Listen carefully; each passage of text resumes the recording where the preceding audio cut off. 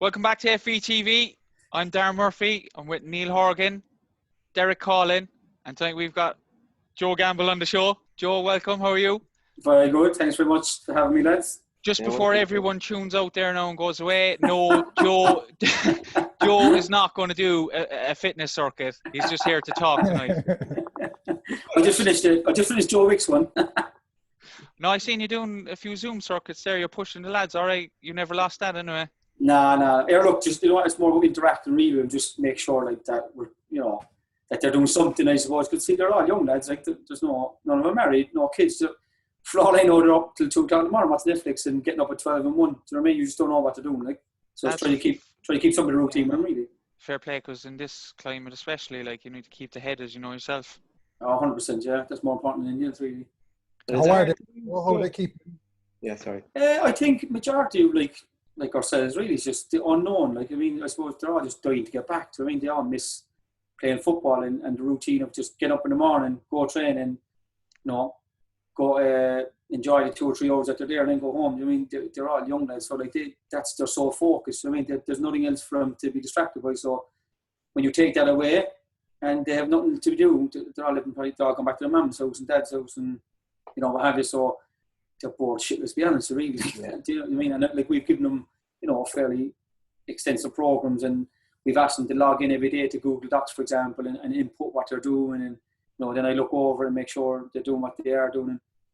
But like, there's only so much you can let lads, as you know yourself. Like, it's 5-6 weeks of that is fine, but then when it goes into 7, 8, 9, 10, football, it doesn't matter how motivated you are. Like you do kind of get that bit of a slump and get lazy, and you kind of go. And then I think yesterday's news wasn't great with the whole, under 5,000 or over 5,000, sorry, from 28 August. Like that seemed to be, I'd be honest, that hit me hard. Like I was like, Jesus Christ, is it going to go on this long? Like sort of thing, I think the players are feeling that as well. Like, did you see the thing from the FAI today or yesterday, Joe, about there's like 4 options that they're laying out.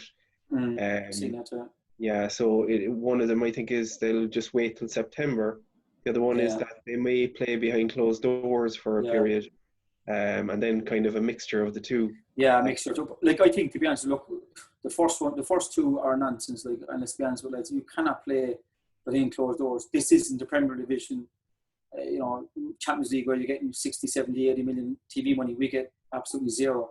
So if you have no TV money and you have no fans coming in, the club can't be expected to pay staff, not volunteers, obviously people that work around the ground, police, the ambulance, etc., etc. So each club will fork out a load of money, but there's nothing coming in. Like it's just not viable. No other business, no other entity would do it. So they're not an option. That's just not going to stick. Like it's as simple as that. So I think the cost of the match event. Of course, exactly. Sure. Sorry, just on that, Joe. Just for us, who wouldn't be involved and know the finances of what goes on in the club.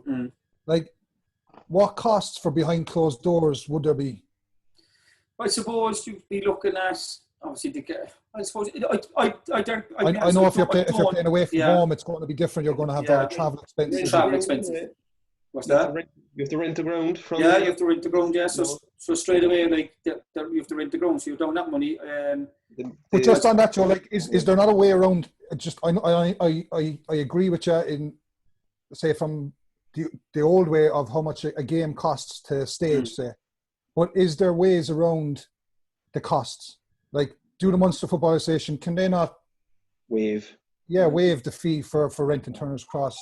You probably won't need the guards there, like you won't need security. You'll have to have, is a St. John's ambulance. Like, is there ways, are the FAI gonna, like, because I know they're seriously looking at it.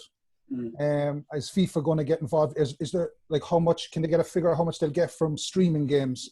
Like how much? Because I know I'd pay for it. I know I'd sign. Like I know a lot of people probably would. Of course they would, yeah, because nothing gets on. Paid nearly the match fee, like But do you mean that the wages will continue on the way they are? It'd be like COVID-19 payment or whatever, rather than the club paying the wages. Do you know what I mean? I'd say that's probably a stumbling block. And I think as well, like you have like if you, for example, if you're a season ticket holder, you want a refund. If you're paying for advertising all year, you're paying for commercial, you want your money back. So like if there's nothing on TV, if there's nothing out there showing it, like it's all well and good saying, and I think the FAI have come out and said that look, they would be willing to say reimburse what match day cost would be. for each club. I don't know, is that 100% sure, but like that's a Sears outlay, right? So that's say good. For example, each club get a few bob. Right enough. And so but then you're missing other parts of it, like so for example the commercial side of it, the advertising. I think there's a lot more than just getting X amount of money. But would streaming not make up for the advertising? Like if you are getting a good streaming service, like would that not please the companies who have paid for advertising? I don't know. I see if it's at all possible to cover the costs, whatever way that could happen, is it not better than nothing? Yeah. Than just having nothing, just the season gone. Like put it this way, you're 5 games into the season. We are about 5-6 weeks probably in the whole lockdown sort of restrictions, and then you get talks of the season being literally wiped. I don't know. For me, it's just, I don't know, it's a knee-jerk reactions too soon. I mean, it's not even the start of May. We're not even 5 weeks into lockdown. Seem to be coming down a lot from what you have in the government, and then you're straight away like 4 months to 28th of August, kind of going. I don't know where they're kind of getting these sort of protection from. I don't know how. I would have been expected to, and start of May, you're 5 weeks into lockdown, big restrictions, and then slowly but surely kind of get people back to work and what have you. And then middle of June, end of June, I'm thinking it was a fair sort of outlook, and all of a sudden, then bang! I don't know. I can't get my head around it. I'm kind of. I think there is a lot of concern about the mass gatherings, and I think that'll persist, unfortunately. That's the main issue, Yeah. And I think what Derek's saying there about like maybe the phase back and you get playing the games, if there was some way of doing that, and then to come to the phase then when mass gatherings are back and you've played maybe 7 or 8 games behind closed doors now, then that's better than possibly waiting till September maybe. Like, look, for me, I'd have no problem behind closed doors. I just think financially, I don't know how it would work. Like, I don't know. I think clubs are so reliant on gates. Like, if they got a full refund and they were reimbursed by FIFA or FAI, and there was no real sort of loss in revenue, clubs would do it, no problem, for a set amount of time. But I just don't know. I don't know how it's going to work. I wouldn't have a clue where you would start, how you would start. It's not my, it's not my forte. On the positive side, if they did do it, I'd say the streaming levels would be very high. Do you know what I mean? Yeah, of course. And on top of that, I think it could set you up for. It could be a good long-term thing in the end. It'd be paying for the short term, having to play behind closed doors and relying on streaming. But then it's probably set up, and we've started the ball rolling with that kind of a system where next year we've a proper streaming service. The only thing is, would it be a big health and safety hazard as well? Like you're talking the bones of 35 people per squad, like Cork to Dublin to Donegal, or you're bringing, especially in this current climate, you're bringing 30 to 35 people into one place, and then they're meeting. So that could be 70 people meeting on a pitch, close contact, in a dressing room, and then they're dispersing after the game, then out to different areas as well. I suppose that's what they're kind of more worried about. Yeah. The way, Darren, that I could see it working is if the testing became nearly like a pregnancy test, and that's the only way. That's it. Where the players are cocooned for most of normal life, except when it comes to match day and training. That the players are nearly like the over 70-year-olds are cocooning for normal life, get the food brought to them, and then they get let out for training. So they're only interacting with their fellow players and players of other teams when it comes to match day, and there has to be tests. That they have to be tested every week, every 3 or 4 days, and to make sure that everyone's okay. That's not there at the moment. No, that's not there. No, that could be a couple of months away. But that's the problem. It's not like a test where you can just take and you instantly know. That's the problem as well. You have to wait weeks, and like you probably hear stories of people went 18 days, 19 days to get a result, and by then they might have had it and got rid of it. So it's one of those. But I think any of this, Joe, like when we're talking about any of this, the current circumstances, nothing's going to work.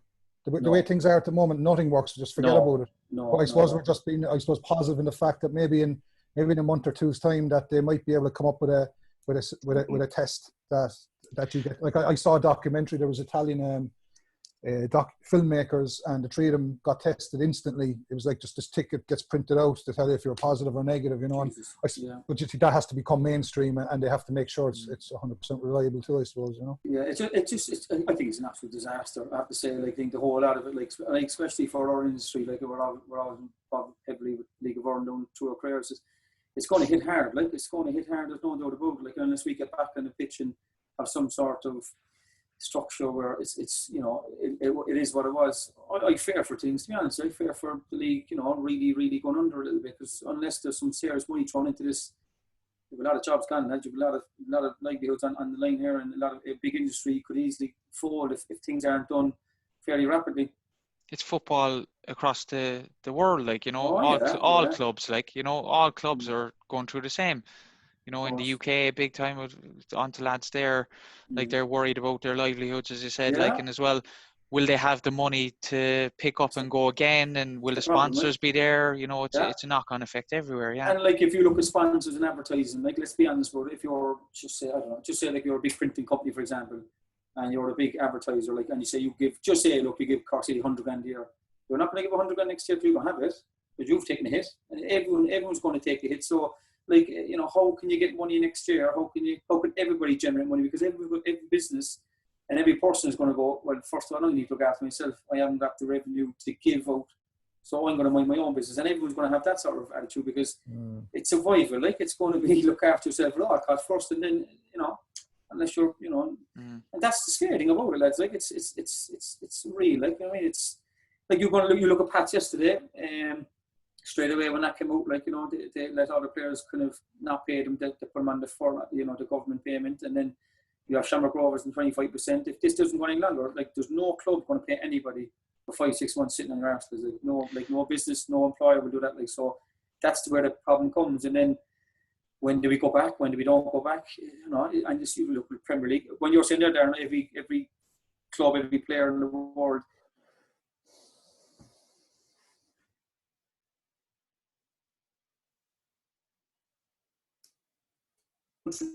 has no TV money, like, we've no sort of revenue bar gates. So yeah, you're kind of breaking up there, Joe.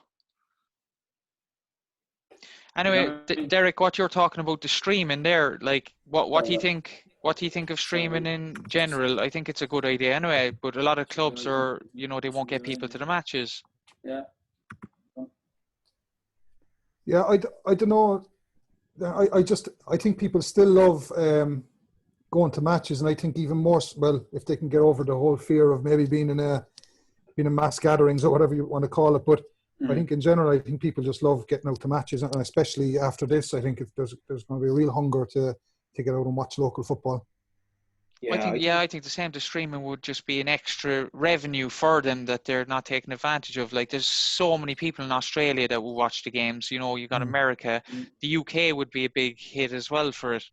But sometimes, you know yourself, you can't get to a game, but you would watch it if it was online. Yeah, and the away matches. And look how much they'd get from away matches. Yeah, maybe it might take a few hundred people that might rather sit at home and watch it on telly than go down to the Cross. But I don't really, if someone's into Cork City and into matches, I don't think they'd rather sit at home than go out and watch the live game. And then you've got them playing away up in Finn Harps, and I get to watch it here with the lads, like, you know what I mean. So I just it's all positive for me if you could arrange streaming next year when everything gets back to normal, you know. Or it doesn't have to be streaming. It could be a TV contract, or whoever it is, like, you know. Yeah. I think if she's streaming anyway, even regardless of COVID-19, I think that's the next step really for the league. Obviously, one big infrastructure, the stadiums have to improve. Like, if you have TV deals and you're watching, like, and I know you had Roy on the TV on the show last week or a few weeks ago, and he made a very good point. Like, and it's so true. Like, I mean, you look at a Premier League match. I'm going to say, West Ham and Brighton, for example, no powerhouses, decent teams. You flick on the TV and you watch them. You watch Dundalk and Shamrock Rovers recently, 2 games. You're telling me that game is so better, it's so everything.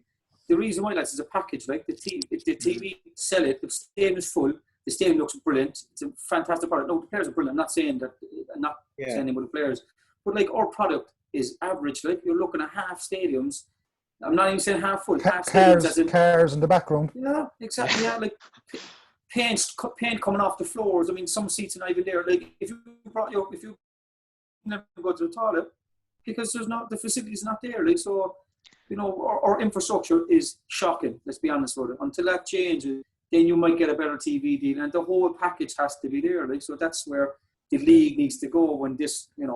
Obviously, look, we bring up at the moment, but. Besides that, that's where the next step needs to be. No, it's about just getting teams on the pitch somehow and surviving this league. And you know the worst thing about it all, Joe, is the timing, because I think the people in charge now, that old regime, who it was criminal carry on that was going on there. You know, it was, what the way they kept us down was.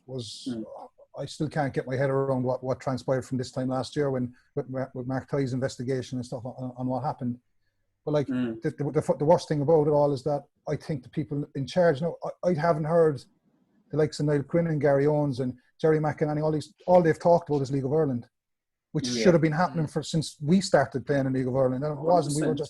We were kept on, and that's the worst thing, is that it looked like they were putting everything into getting League of Ireland to be a proper level, like a League One level in England, or like the Norway or the Danish situation. That's what looked like they wanted to do. Now it would have taken time, but then this all happened and everything gets thrown out the window. Yeah.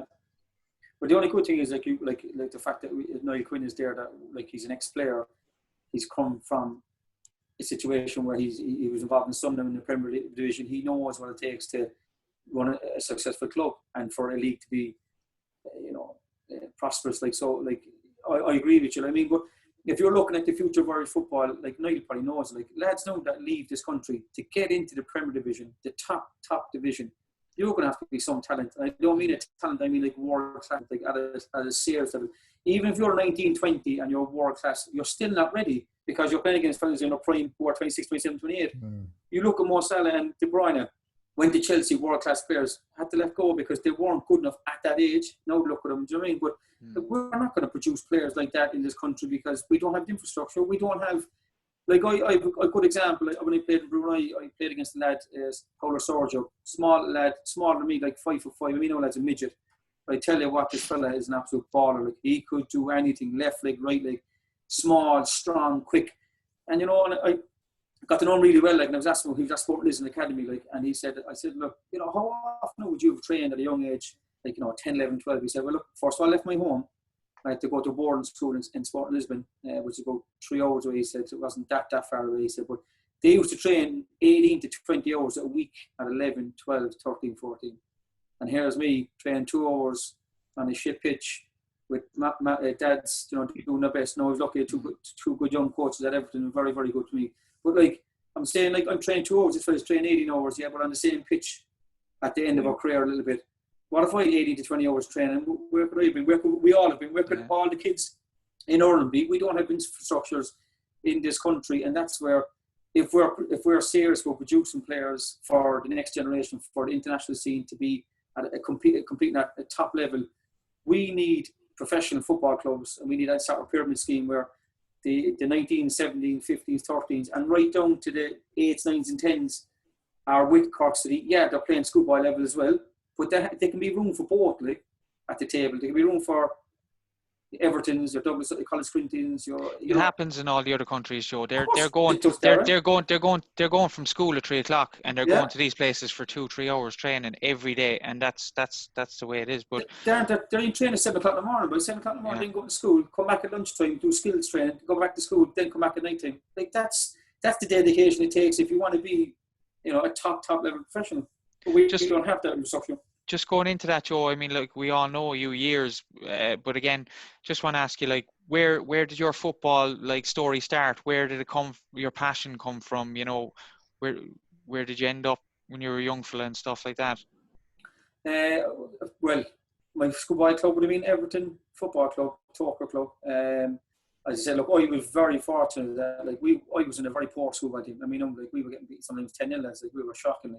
But I was very lucky that I had 2 exceptionally good coaches, like really good. And at the time, when you're young, lads, you just want to play matches, like, and they'd be doing drills and sessions, and you're like, just want to play a match, just give me a match, like, you know what I mean? And I used to be having arguments when I was 10 years old. I was still a cranky like at that time, like, do you know what I mean? Just wanted to play games, like. But like, I was lucky that the coaches at that time for me, like, instilled an awful lot of my traits as I was younger in terms of being a good footballer. I was very small, very slight, very skinny young lad.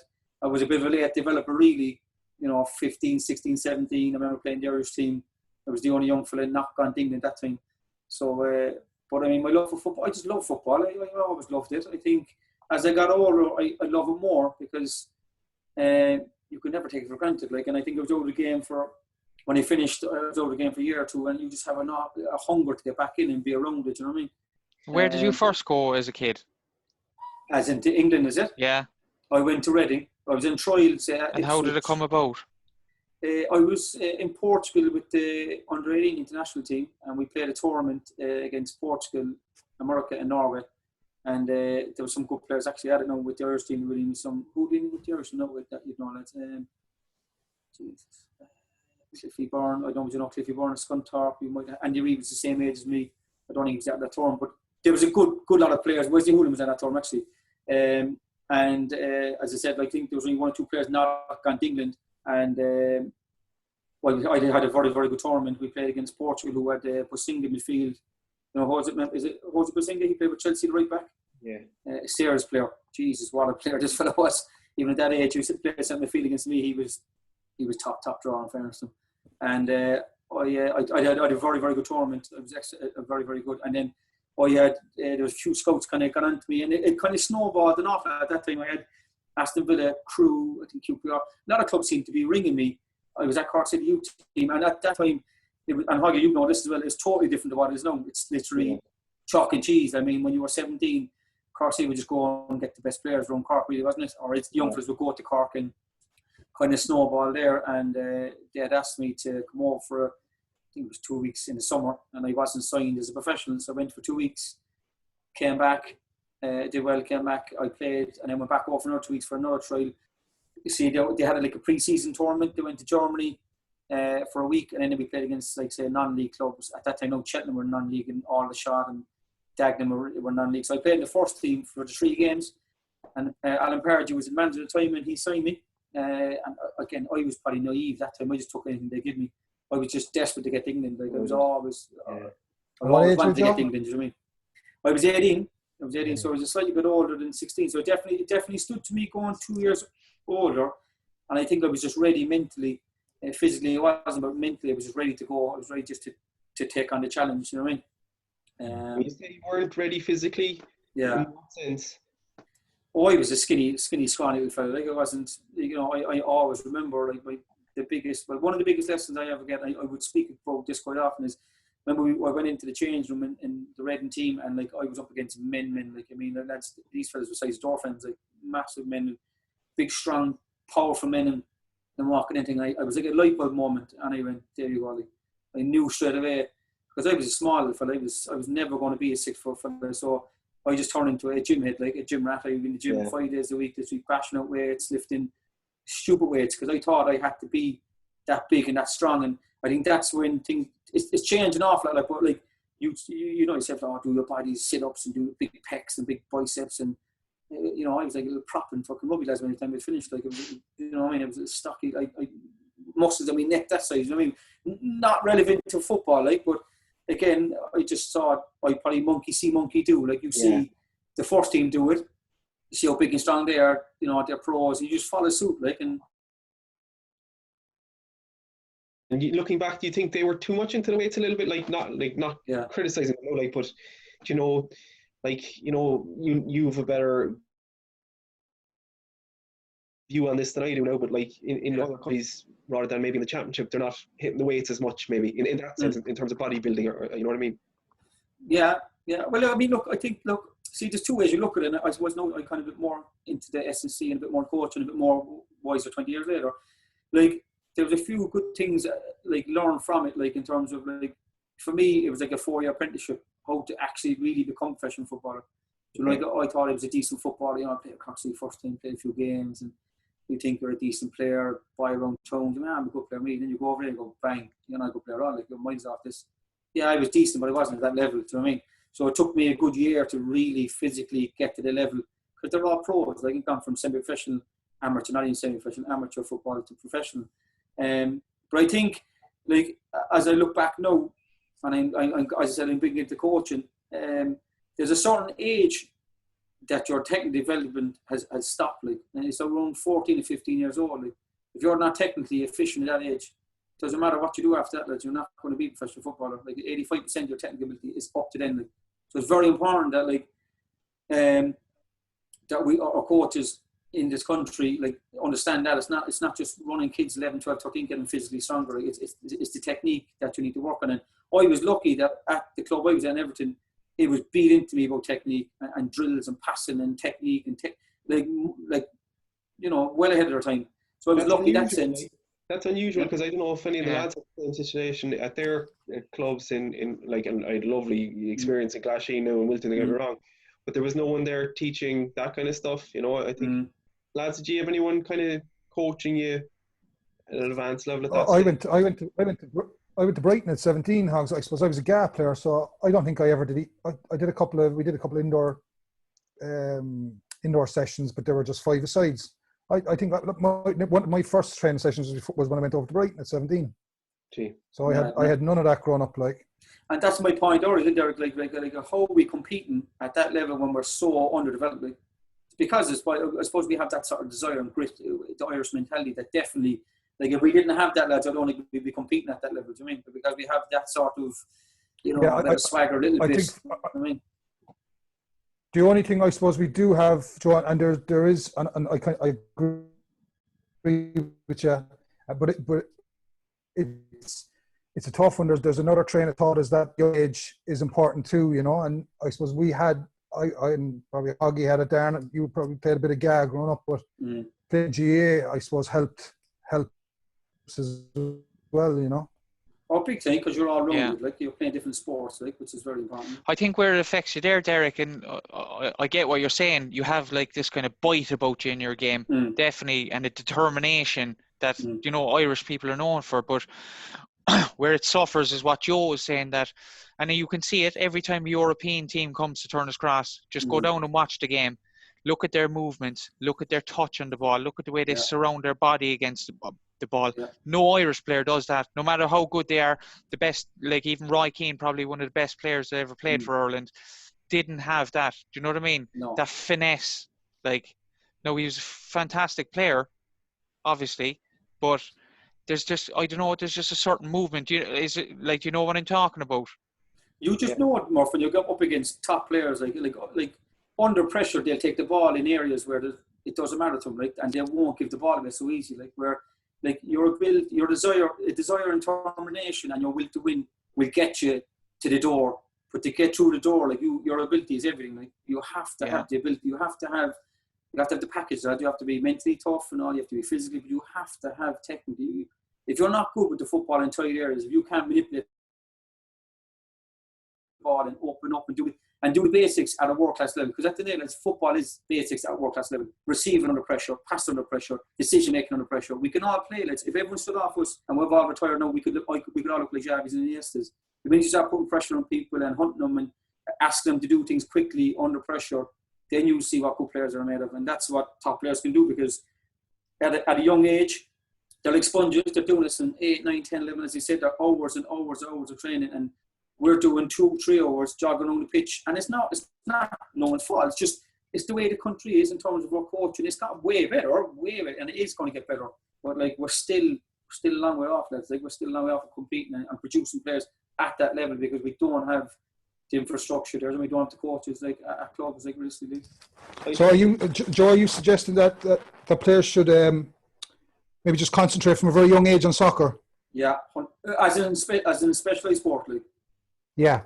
No, I wouldn't. No, I actually wouldn't. I think it's proven to have multi-sports in kids' life, like in terms of the GA, the hurling, the soccer, the rugby, you know, swimming, anything really. It comes to a certain point where you have to pick one, obviously. But I mean, if you're talking about, like, producing top soccer players, for example, you have to put the hours in. That you have to have, like, you play other sports, but you have to put a lot of hours in terms of technical work. Because, as I said, it's proven scientifically up to 14, 15. Like, you have to have the technical ability. Like 85% of it, I go back to, is it's formed at that age. Like if you don't have that, you only go so far, as you were saying, as you were talking to minutes ago, about the desire and will to win and want to do well will get you so far, but it won't get you through the door. Like if you don't have the technical ability, like it just won't. Like I think a lot of people know that when like Duff came back from the UK there as well, like, you know, getting Rovers in at 6-7 o'clock in the morning. You know, he knows what it takes. Like that's exactly what he was talking about. And he came back to Huggy that when he said that the parents were complaining about it. I do think it's a balance, though. I do think like we need to reform and that, but I don't think we need to take everything that from abroad and say everything that's here is wrong. Like I do think the multi-sport element that we have here is really good. I do, but I do think like definitely we need more formalized coaching at a younger age in soccer. And I think at a certain age, I wouldn't like. I honestly think about 15, 16. That's just my view on it. That you'd be choosing. Other fellas might say younger. But I just think there's so many skills you can learn from different sports. You know me, taught me from years. This has always been my view on it. Like, that you can just your body, even Joel. And I know you're agreeing in terms of the earlier ages, but your body muscles usage that you get from doing other sports is just brilliant at an underage. And if you combine that with the greater technical skill and coaching maybe that you got at Everton. Then you'll be on the right track, I think. You know. Yeah, no, I agree, Huggy. 100%. I think you're spot on. And Shamrock Rovers are doing a great job, aren't they, at the moment with they're tying in with schools, and that's the way I see it going. Like if you're a lad doing your junior cert, 5th year leaving cert, that if you could do that in a school that allows you to train and maybe go on a bit longer in the day, finishing your schoolwork, like that's the ultimate, really, isn't it? Yeah, it is. It is really, isn't it? Like I mean, look, that's where Shamrock Rovers have been a bit more out there than other clubs, and probably go back to resources they can afford to pay. You know, I think is it Gartland? Is it? He's one of the coaches, as far as I know. I don't know if Shane Robinson doing, but they're going to schools where their kids, where their youngsters are at, and obviously they're promoting Shamrock Rovers and they're doing say soccer lessons, because like another big thing is, and another thing that we could do at Cork City is PE isn't a big thing in primary school. It is, but there's no specific PE teacher for every primary school. You know, when you go to other countries, when they have 2 or 3 for each school. So if you could get, you know, ex-Cork City players coming on board, like I think John Flynn did it with the FVI initiative.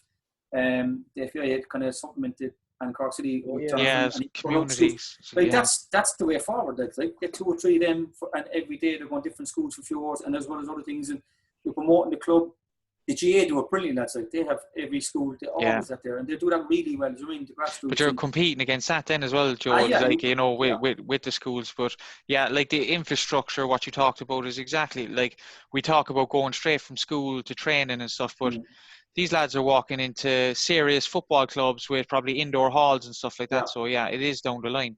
100%. It is. But look, I think we're a long way off that. Look, our concern is having a viable top tier league and making that the best we can, and that will definitely feed on. If that isn't performing, or if there's a lot of holes in that, which we know there is, how can you then trickle that down into money to come down into grassroots at that level? Do you mean you have to start there? Like, all the pieces have to come into place, don't they? Like I know we're talking about the top level league, and what Derek was saying earlier about it being it's a bit unfortunate at the moment, because now Quinn, in fairness, does seem to be prioritised in the League of Ireland. Everything he's saying is about the League of Ireland. So I think him and the current FAI are going to actually be judged on what they do with the League of Ireland, which is for the first time the FAI have been judged on what they do in the League of Ireland. Stephen Kenny has come out and said in one of his first few interviews that he's not even that bothered about qualifying for World Cups and European Championships, so long as the national team is playing a style that everyone looks up to and grows the game. Yeah. So like, there are huge changes at the top, like, of the tree, and I think combined maybe like I don't know what you think about, lads, but I think there needs to be something done about the stadiums, like, you know, in a combined way. Like, I know if the FAI have to actually take it over as a project, we're going to go after the stadiums, 12 stadiums, say, reduce it and say these are what we're doing up. This is what we're going to do for the next 5 years, and then you'd have things coming together nicely at the top of the tree. Like, that's a lot of work, Ernest. It is, but I think it has to happen, though. Like infrastructure has to happen. I mean, like the stadiums, unless the clubs are doing them themselves, which they don't have the money to do as much as they probably want to do, Like you're always going to be judged. Like if a punter just on TV does no League of Ireland, just looks at the product, he's going to think straight away, that's a crap game. It's your natural reaction, lads. Like that's what's going to happen. Like, do you know what I mean? We have to have better facilities, better stadiums to entice family people, all types of supporters, not just the hard supporters like that come every week. You know what I mean? Like, as Roy Keane said, like the Prawn Brigade, like you need people with money, like multinational companies coming. Do you know what I mean? Joe, just to go back to like when you were at Reading and you were saying you were on the weights and bulking up and stuff like that. If you had to go back now again and go to that Reading, were you kind of saying that you wouldn't have done so many weights, or? No, I think the other way around. I think I'm delighted I did it because I genuinely think that I probably wouldn't have been the player I was if I didn't train like that. Okay. Because I changed my style and awful. Like I said, I was as a younger, more nippy, technical type players.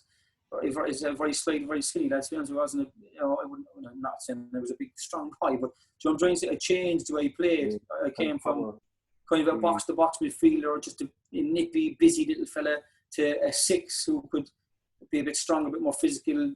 Flying to tackle a bit more. So I changed an awful lot in the 4 years, and I think it was down to my time at Reading. Like, I got good coaching. I got really straight into men's football. I didn't play any 19s football. I didn't play any academy football. I went straight into men's football, straight into bench, I'm training with them every day. So I never had that tippy-tap 19s football. Do you know what I mean? Didn't you get injured, Joe, as well? Like, I know this has come up a few times. My thoughts in regard to yourself and other fellas about our age group, like, say, Conor Healy had a bad injury. I think you had a bad knee injury at the same time. And you're talking about, like, Conor Healy went over about he's 18 as well to Celtic. You went over 18 to Reading.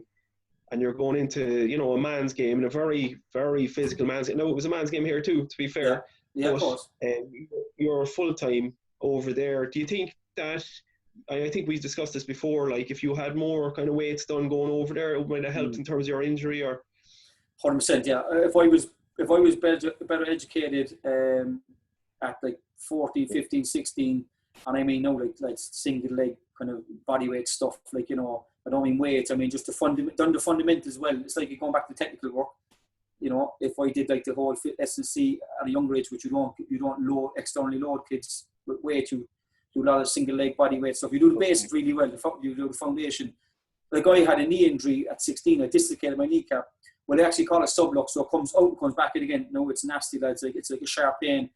But the kneecap would come back in and it'd be swelled for 2 weeks and it'd go away, and I'm like, that's grand. And so I was 16, I didn't have a clue, lads. Like, I'm going to physios there and they're poking at me. And if I actually think about what the physios did to me, I'd nearly laugh now, because I'm looking thinking, like, what were they doing to me? But no one knew what was wrong with me. So for 2 years I played with but because they didn't stop me playing, you'd get away with it. But what I actually did is I did long-term damage to it in that 2 years, 16 to 18, because I kept playing on it, thinking it was okay. It became chronic at 18, and I remember I dislocated my kneecap completely. It literally popped out and didn't come back in, and I'm telling you, it was agonising. Played a reserve game. I was on the bench against Sheffield Wednesday in the Championship on Tuesday. Played a reserve game next day, and I'm out for the season. So it was that close to being kind of in the first team at Reading that time, very, very close. And the season's gone.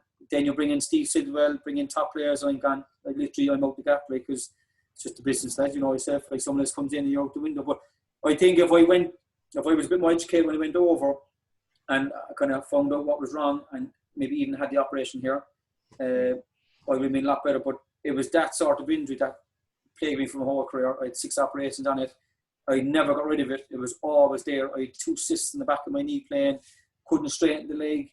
No, it wasn't. I'm making it as if like I was limping around. I wasn't, but like, it definitely hurted me in terms of like the way he played the game. It definitely did. Like, no. Do you think like, I don't know what last thing, I know Derek used to love running, right? But I think in terms of running, around 17, 18, it's such a big deal that who's the fittest in a cardio way. That in Ireland, I felt anyway, that like if you were the fittest in the team, you were almost deemed to be the best player in the team, almost, right? I know that sounds crazy, so you obviously need some skills as well to get it wrong.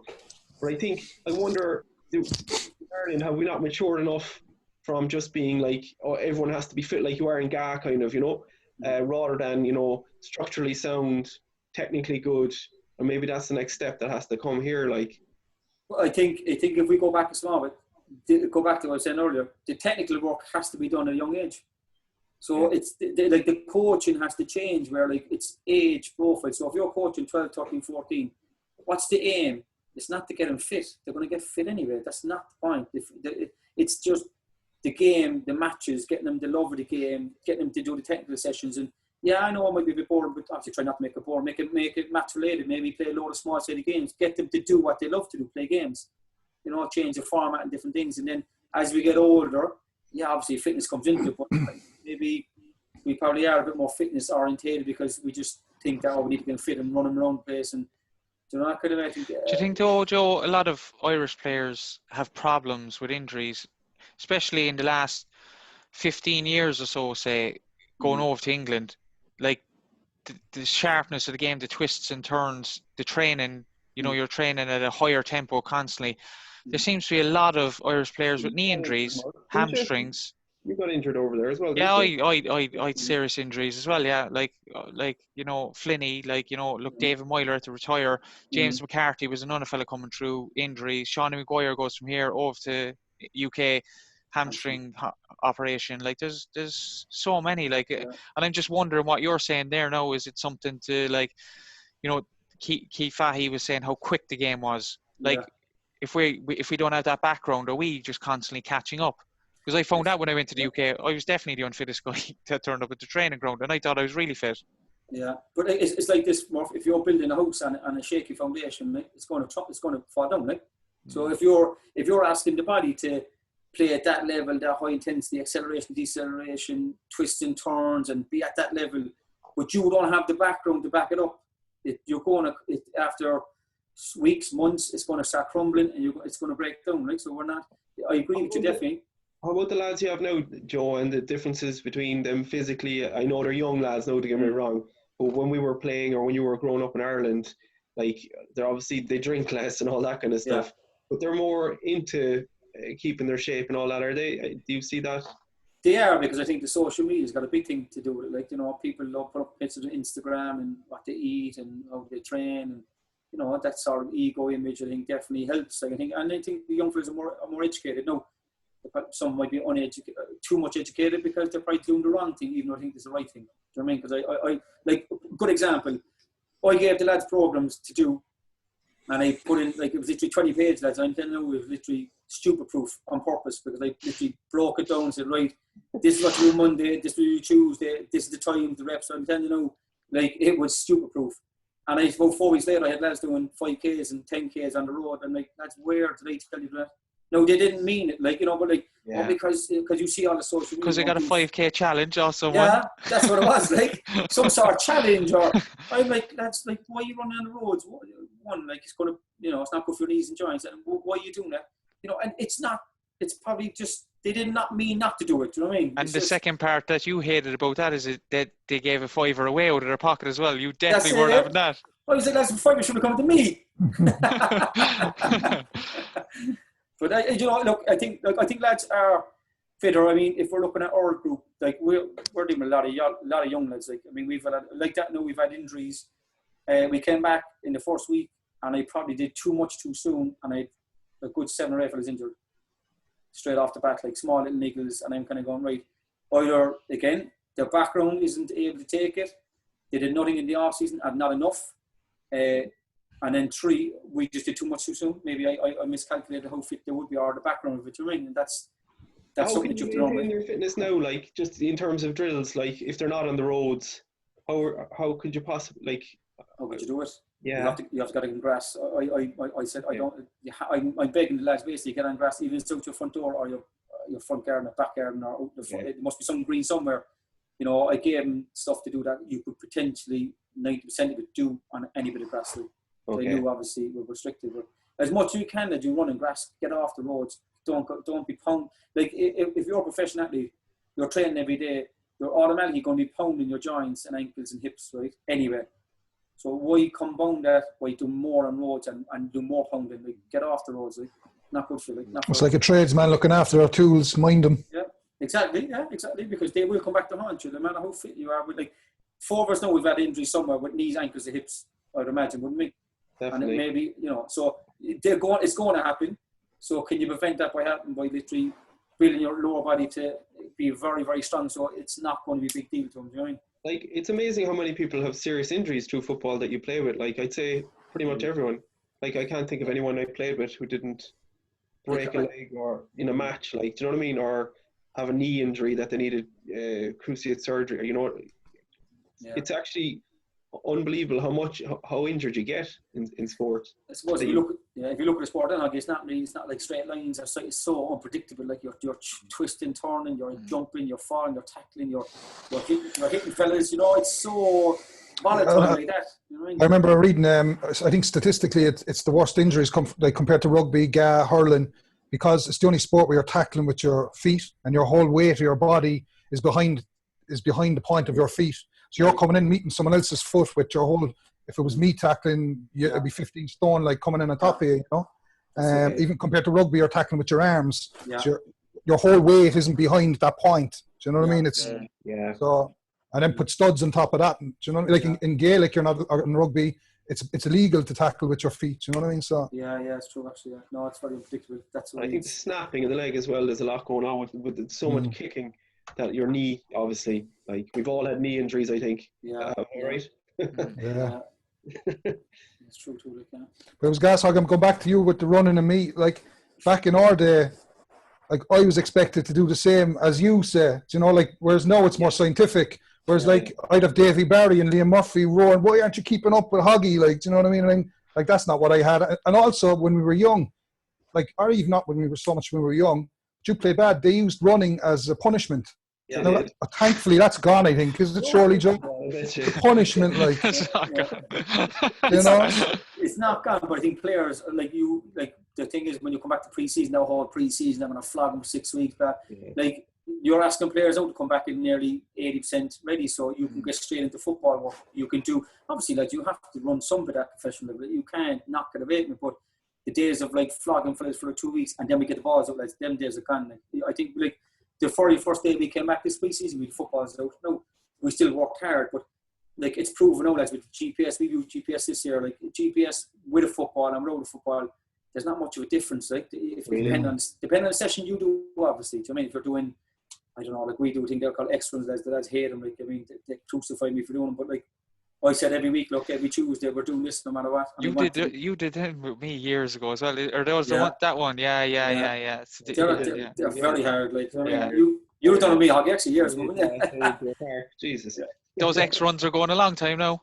They're going a long time, but you know what? They're oldies but goodies. Like, but the lads hate them. It's like one of those where, and Benno made a good point. Like, it's more of a mentality training there. Like, it's not necessarily physical. It's mentally. I want to see who breaks. Like, I want to see who literally crumbles because it's like everything else. You're on the pitch. Like I want to see who's the first to give up when it gets tough. Like I want to see, and it's not necessarily. I wouldn't say it's scientifically brilliant for football. It's not like it's a great drill or it's very good. It's more just to see who's mentally. To test your resilience. Yeah. I saw it actually. I watched the Red Bull Leipzig under 19. It was, I don't know, released or signed. I think it's called. It's on Red Bull TV. But they did exactly. They were doing the same thing.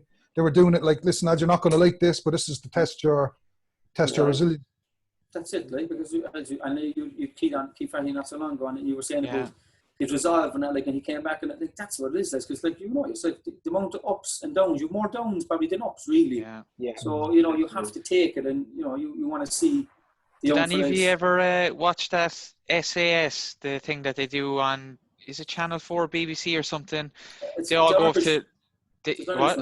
There's an Irish one. Is there an Irish one as well? Is there? It was the UK one I saw anyway. It was you know, they all kind of go up. They bring them up to Scotland, and it's for is it for the special forces something anyway? But that's exactly what they're doing. They're training hard, you know, every day, getting them up early in the morning, running and stuff. And it's not necessarily scientifically, you know, outlaid or anything. It's just to see who's going to break first or who's going to lose the head. And it is like that in football as well, because every day you are running every day. So like, you know, there's different tasks and stuff, and you're losing games. Who's going to be there at the end of the season and stuff, fighting for their place, or some fella going to get pissed off and leave or something like that. So yeah, there's a huge mentality to it as well, isn't there? There is huge mentality. It's probably more mentality than anything else, because you definitely do it.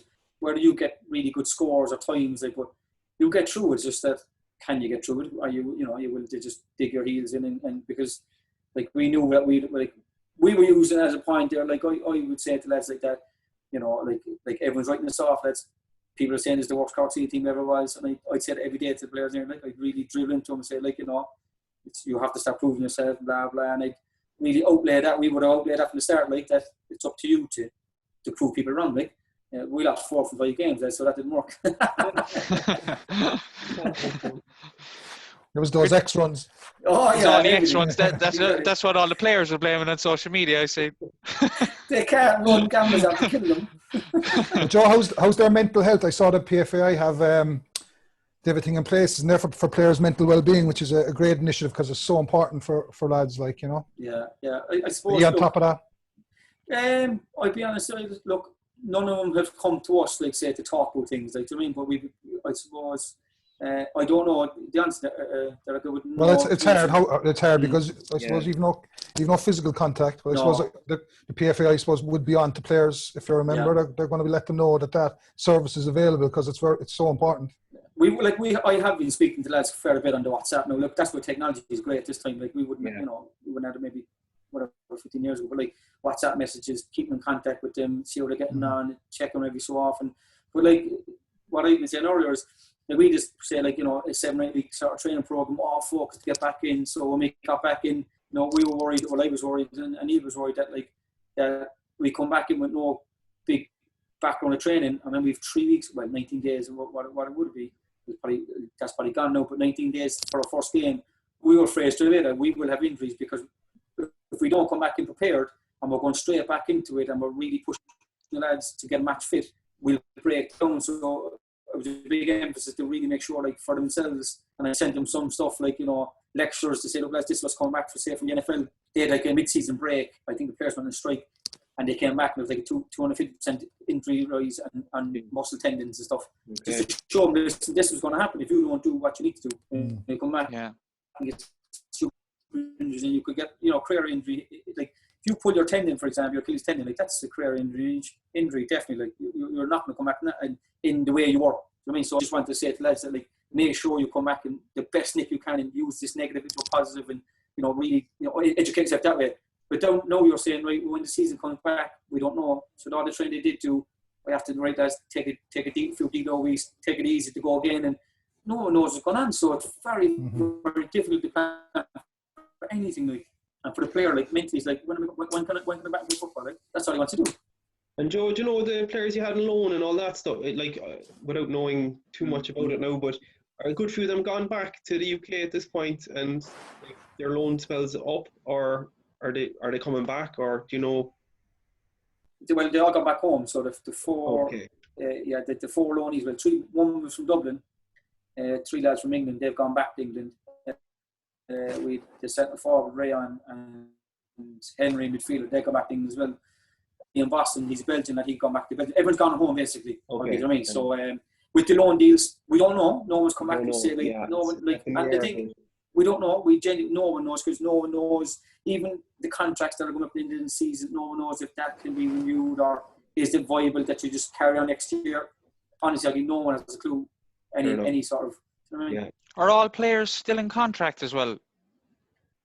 As in, at the moment, like, with clubs, like, you know, if you go, like you were saying, St. Pat's now told their players to go on the COVID payment or whatever. Like, it was before, if you broke your contract, you didn't pay someone for 2 weeks, wasn't it? It was. Yeah, I think it's about 4 or 5. Is it 4 or 5 weeks? Yeah, or is it different circumstances now, or what? Or different circumstances. I don't think no one's been, contract ripped up or terminated. Well, that's good. So for the clubs, really, well, for the players as well, but for the clubs as well, like, you know, that players aren't just saying, like, oh, 5 games in, see you later. You know. Yeah. Well, I suppose it's like this. Where can they go on? No one is playing football, so no one can go anywhere. Like. Yeah. It's just ceased to cease trading, really, isn't it? Mental. And just when you came back from England, then, Joe, obviously you had a good time at Cork City.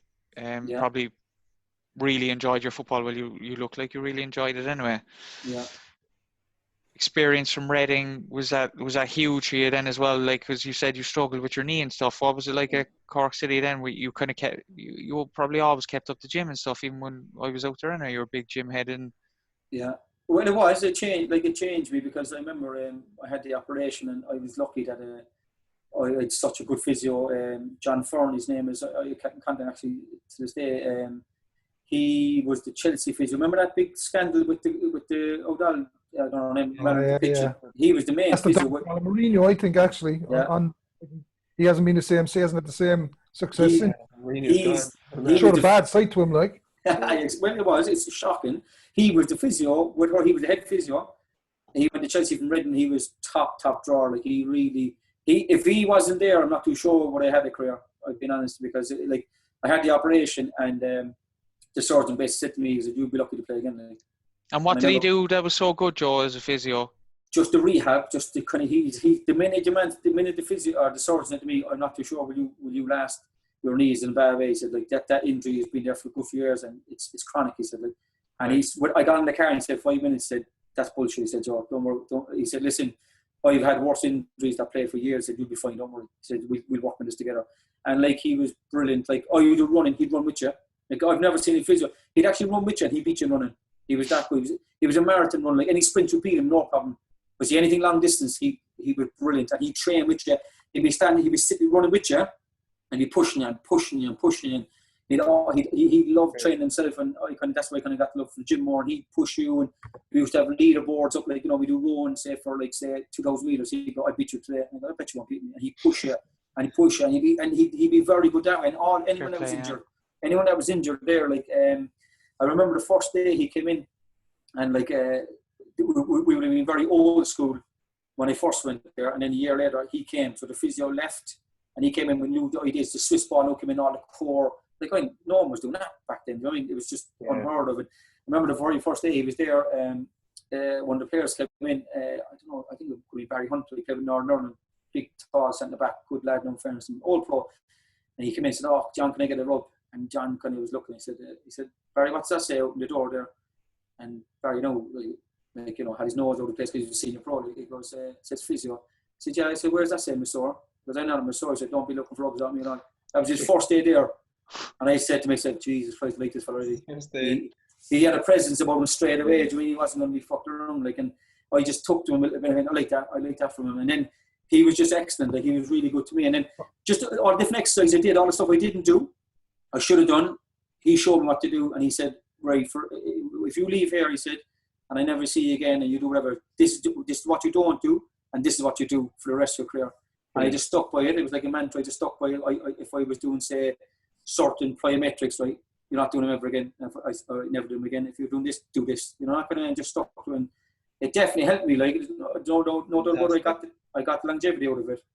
There's no doubt about that. It's amazing that when you have a bad injury, having trust in the physio that you because you live with them, you become so close to these people. I remember doing my cruise ship, and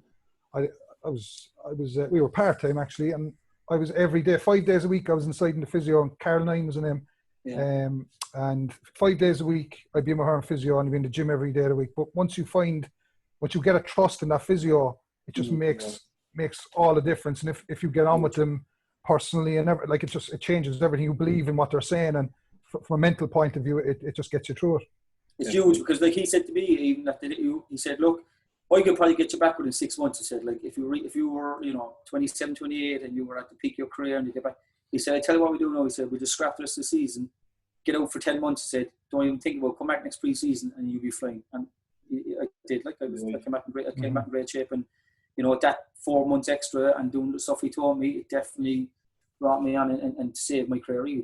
Actually, Joe, I was only reading something from you today. I just had a quick look online. There's not many articles. Actually, you haven't done too many interviews. There was I was looking at one, and it was you were on about this, and you mentioned it there a while ago, about the single leg. It's not something I had never really heard of, but it makes so much sense. I think we were saying, like, for 95% of you playing football, you're on it's your single leg. Like, it's only a small amount of time that your two legs are together. That's it. You're always in single leg. You run, kick, jump. If you jump, you naturally have a better leg to jump with than the other. Just the way it is. So why do we train 2 feet all the time when we're in the gym? Like, that's why my motto would be, like, as much as we can, I'm going to train single leg as much. That was a great bit of advice. I thought it's something I hadn't heard people talk about before. No, obviously there's some parts you need 2 feet because you will generally just shift more weight. So if you shift more weight, you're going to get stronger in certain areas. But you know, we all have imbalances. So if we, as much as we can, try to train single leg. That's what we've been doing anyway. Mm-hmm. I saw them. You had them jumping from side to side on that video thing. Yeah, skater hops. Yeah, that's right. Yeah. What are they called? Right. Skater hops. Single leg skater hops. So again, we try. And it works for TikTok dances too, doesn't it? Oh. And my daughter, she better that. She's a bully guy. She baby. The young fella was brilliant in the background. He was having none of it. he was complaining. He was like, "Dad, I want Power Rangers." Like, oh, Joey, just give me 5 minutes, fine. He said, "Amelia's going to kill me if I don't get this done." And then I do it, and she goes, "Dad, you did that wrong." And she was on for about 20 minutes. I said, "Amelia, stop now, lovely." I was like, "Where did she get it from?" From Mommy. I saw a few of those moves before, all right, Nirvana's. I was talking to Carney earlier, and he was saying he was looking back in your time at Cork City, like, and he was one game anyway. He remembers his game against Linfield. He was cursing. He was saying you should have won that day, like, you know. Oh yeah. That Linfield game, I don't remember that. You're not going to go for it now. You don't do too many interviews. I don't remember that game. That's the game where I had a bit of a rant. A bit of a rant. Did you ever meet that manager after? What was his name? Jim Jeffries. Jim Jeffries. No, I think we played Pats at home on the box, and he was commentating, and I actually met him briefly after the game, and he just shook my hand, and then I said, "Look, apologise." He said, "Nah." He said, "Listen, heat of the moment and stuff." He said, "Look, you know, you're a good player, blah blah," and this, that, and the other. And we just kind of joke about it, like, but you know, it was. I'd say that was the most honest football interview that was ever done. Do you know what happened? It was brilliant. It was Rico said me, "Joe, you better go." I said, "Fuck off, Rico." I remember that. I'm not I goes, "Rico, I'm not fucking doing it." He said, "You have to." I goes, "Rico, I'm telling you, I'm not doing it." Damon, fuck off. And we had an argument for about 5 minutes. I said, "Right, I'm going out." I walked out, gave him the big stupid stick head of me anyway, and then just had a rant about a rant, and you know, Jesus Christ. How did you find it in Brunei? Oh, brilliant. I have to say, it's probably the 2 best years of my career, to be honest. I, for the reason why, and I go back to what Roy said, the lifestyle was just brilliant. No, brilliant. Sylvie won't probably say that with the kids, like she was stuck at home with the kids a lot more, and it wasn't that easy to say that way. It was good points and bad points, but I knew it was my last 2 years, and that's probably why I loved it more, because the more I went training, the more I just knew it was going to come to an end. And it done to my knee. I just knew my knee was shattered. I was like, I played, without a doubt, I played the second season with illegal drugs. Like, there's no way I played. I tell you, I got tablets. I'm not joking. I had to break them in half to swallow them. And if I didn't take suppositories, you're meant to probably stick them up. It's just a language barrier. They were illegal stuff. Like, I remember we had a week off, and I didn't take them for 3 days. I couldn't bend my knee. I went to the pool with the kids, and I was like, Jesus Christ. I was wondering why. I was thinking, I know my knee's bad now, but I was like, 3 days, it was great. And I was like, clicked. I forgot to take the tablets. Took the tablets. 2 days later, right as rain. And for 6 months, it took them. I tell you now, for 6 months afterwards, my stomach was in bits. I tell you, I was fucking farting. Not so I know my stomach was ruined, like, from them. It was after I finished them. But if I didn't take them, I couldn't play. I just couldn't play. And I just knew it was the end. So the 2 years I was there, I just cherished everything. That's like crazy stuff. Like, you flight every way again. Like, it's like basically living in Cork and flying to Portugal, and you play in the Portuguese league, right? You get off the bus. You get off the plane, get onto the bus. The general manager comes over with cash lads and gives you cash to spend the money. You don't even spend your own money, like that sort of stuff. He's a wad of cash of that size, and he's like, and he's just flinging around, and you get like whatever. You could probably get, if you're there for each day, you're probably getting, it's like 150 or 200 euro. But like, you have to feed yourself. Like, when we go away games, your breakfast supplied, your lunch and your dinner. I think on the continent, and I think besides England, as far as I know, you get money and you eat what you want. You go and eat wherever you want. So like, we'd still eat well, but like, it wasn't. You don't have to have the boiled chicken and the. No. The chewy boiled chicken. And you want to white breast chicken. And do that with a gallon of water trying to slap push, you know. And the wettest pasta ever made. Yeah. So we used to go eat out. Basically, you get breakfast in the morning at the hotel, and things like that was mad. Like, you're going to go, what's the money for? What's that for? And he goes, that's where I want to spend the money, because that was it. And then you'd fly to the way against, stay in decent hotels, Singapore's amazing. Like if you've never been there, lads, I'm telling you, it's like Simor. Like it's not real. Like whoever come up with it was, it's not a real world. It can't be, because the amount, just the roads, the cleanliness of the place, the buildings, everything. Like you'd walk from, say, for example, from one road to the next road, and you go under the road, for example. You'd have shops under the road, like Topshop, Oasis, jewelries, and then you go up another street. Like wherever there was retail space, it was used. I mean, every inch was prime location over it. I mean, you'd have hotels, half the hotel could be taken out, and you'd have a forest going inside of it, all glass. Just mad stuff. Like, just the best place I've ever been to. It was just unbelievable. Like, great to be there playing professional football as well. Fair play to you. It was mad. Yeah, to be fair, it came from nowhere. Like, but it turned out to be the two best years I just really cherished. Like, we won the league, we won the cup. For me, when I finished, I was fulfilled that I finished on a high. Like, yeah. If I had stayed here and say finished with Limerick, when I was at that time, I would have felt it very much like it wasn't finished. You know what I mean? I didn't fulfill something. Like, it just made me feel like that. I'm happy now. I finished. We won, like, my last game. We won the league in front of 35,000 people. My two kids were there at the time. Yeah, the wife was there. It's great to hear those stories, Joe. Like, as you said, Roy was on about it as well, but Colin Falvey says the same. He went to New Zealand, I think, and India, and then over, and he had a great career in America. Like, and he just says, what a great career, what a great time. I had a great lifestyle. Really enjoyed my training in the sunshine. Like, it is something to keep in mind for our young players here, our talented players here, that it's not, as we say a lot in this, it's not just about going over to the League One clubs over here, whatever, about if you get into the Premier League or top championship side. But like, there's so much more options out there. There's loads more options. I mean, like we probably always look to England because it's just so close to us. We think, England is the be all and end all, and like, I suppose, look, your first protocol is maybe to go to England and see how that goes and what have you. But like, if you're willing to travel, and if you're willing to kind of seek adventure, for example, like, you will definitely find it. I mean, what I think Irish players, they don't value themselves. Like when we went to Brunei, there was like 30 players there, lads, for a trial. And it was literally a disgrace. We were 30 fellas, like a herd of cattle, fecked into a change room, right, lads? And I mean, we were like, Fanny Jeffers was there when I was there. Paddy McCord came the next year. You could, like, if you went, I said on an interview recently, like, if you put all the CVs on a table, mine's at the bottom. What I did compared to what fellas were up against, and I was looking, thinking, Jesus Christ, some good players here on CVs. Like, but if CVs alone, they were piss poor when they played them. Like, they were over the top, and that's where I think the reason why I did well there, that's because I was physically fit. I was 32. I was very, very fit. I remember going there. I kind of had a bit of a mini pre-season myself for 4 or 5 weeks, and I'm telling you, lads, I train every day like my leg dependent, because I knew this is my last 2 years. So I went over really, really prepared, and with the heat, like, it's ferocious, lads. You couldn't describe it. Like, you're gasping for air after 10 minutes. I mean, really, it's like someone just literally whacked you in the chest. And you're like, you're inhaling, trying to get the oxygen in, like, and they're just buzzing around because they're used to it, all small. I mean, they're all 55 kg, 60 kg lads. I mean, tiny, skinny little lads. I mean, any foreigner, you knew the foreigners straight away because they stood out of mine, because they were proper physical presence, proper players. And the Singapore and the Brunei lads, technically very good, physically, because just genetics, they were just small, skinny whippets, you know what I mean, just flying around the place. But I went over, and for 2 weeks, we're playing 11v11 every day. We do a warm-up, 11v11, and that's it for 2 weeks. And then after 2 weeks, then they decide who they want. But I mean, I was lucky that, like, when Steve was there, I knew from Reading under 17s.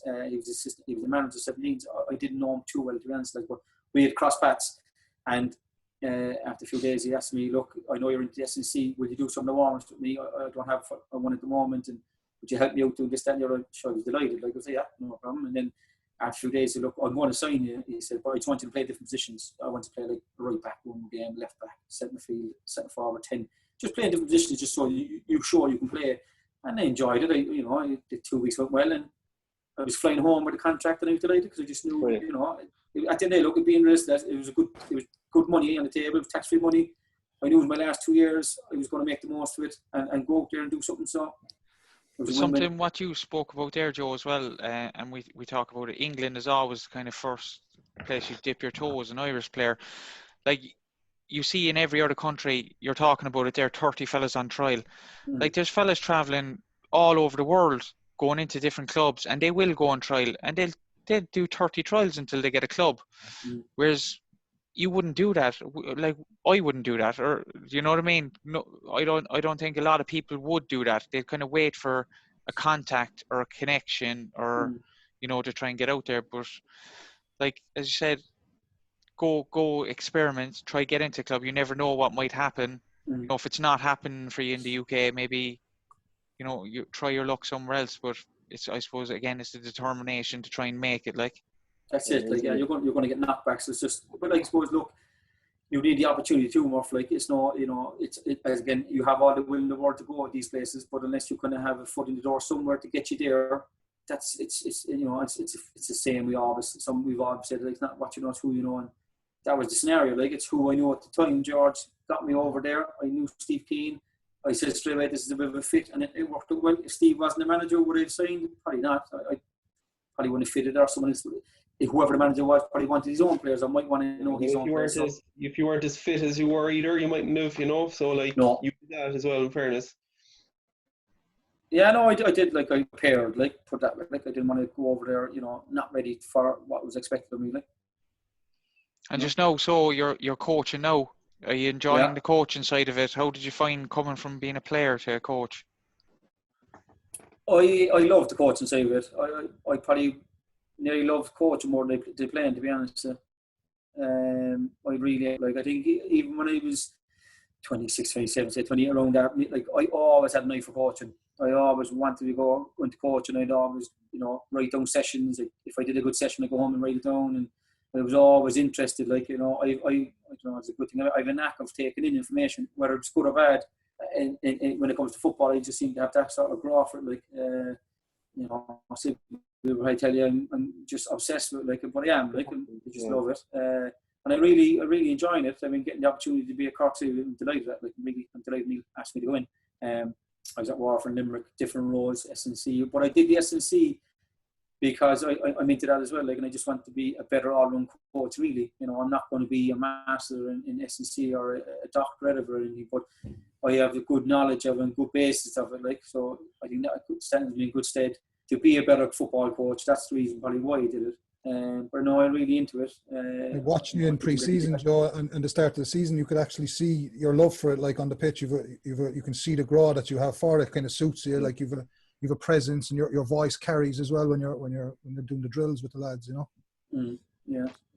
But I suppose that comes from, like, I think that comes from as well, maybe my personality as a player too. Like, I think, like, you know, I think when you're going coaching and players don't know you, like, you have to earn their respect. Not, you know, it's not a case of, they have to respect me. Like, well, you have to earn it because you have to know what you're talking about. So if your first few sessions are not great, you know, like let's be honest with football people are ruthless. Like, they smell blood straight away. Like, if they think that Joe Gammon's an average coach and he can't do this and he's a bit soft, like, they will take the piss out of me. Like, no doubt about it. Not in a malicious way.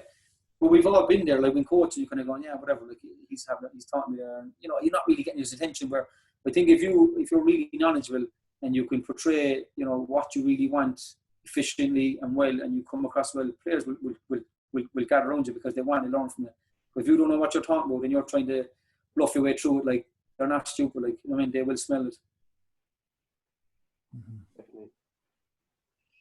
And if you had any advice for young fellas there now, especially going to Cork City, like, you're in around the League of Ireland there now with Neil Fenn, and you're looking for a player in the morning. What are you looking for? What are we looking for? Good questions. Obviously take out your ability and stuff like that. You know, you need a right back or a centre mid, centre half. But initially, if you're going out and there's 3 strikers or there's 3 centre mids, what's it come down to? I suppose you're looking at a few things, really. I mean, look, at the end of the day, I know that Neil wants to play. Like, you have to be technically good. Like, I mean, that's the be all and end all for us. Like, I mean, sorry, it's not the be all and end all. It's number one point. Like, if you can't take care of the ball under pressure and really take care of and retain the ball, then we're not really going to be kind of looking at you.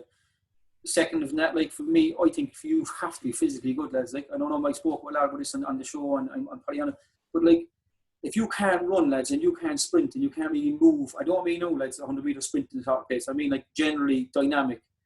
If you can't do that in the modern game, I don't think you could make it at a high level. I really don't. Like, I mean, if you look through the players who are playing at the high level, they have everything. Like, they can technically play, but they can shift. Like, all you got to do from GPS, and that's where some players will have one attribute, but they won't have all of them. Top players will have all of them.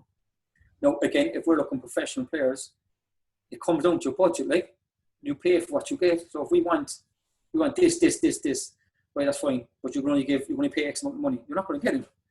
So you have to be realistic. Like, you know, that's, and I hate talking about budgets and money, but like when it comes to professional football, it's a big thing. Like, I mean, it's a big thing. Your budget, it's a big thing. About getting the best players. If we're looking for younger players coming through, I would say, and I know Colin would say, and I'll even say, like, you know, looking at it's technical ability. Like, can you control the ball under pressure? Can you move the ball?